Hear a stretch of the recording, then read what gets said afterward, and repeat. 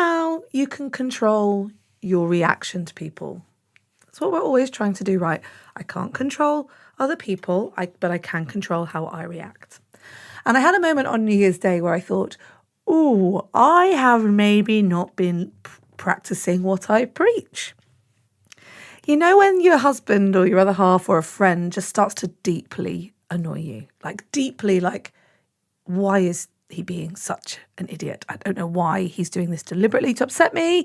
And your brain starts going and winding and rolling. I watched The Roses on New Year's Day with my friends. And you know how a movie can sometimes really hit a chord.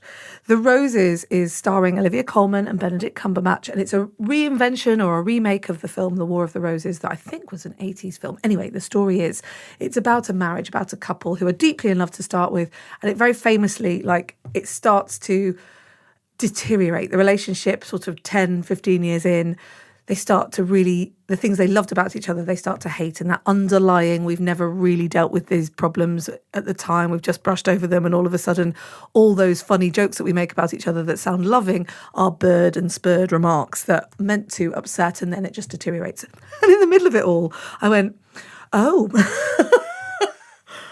maybe when my husband interrupts me, I need to reframe what's happening.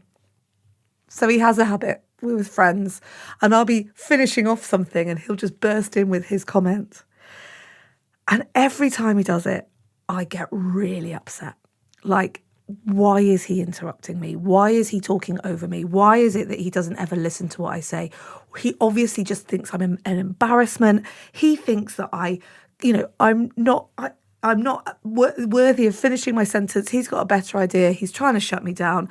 And I feel myself feeling very, very small.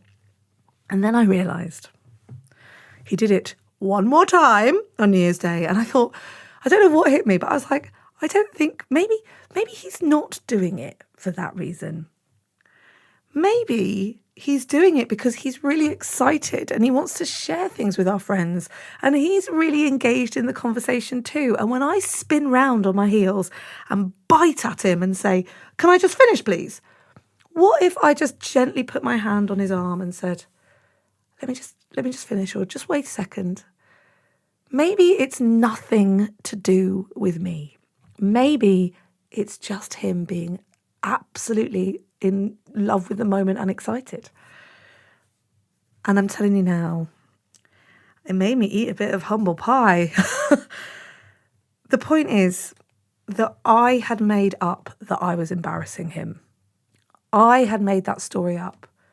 And I had added all of that. Every time he interrupts me, he's doing it because I'm an embarrassment.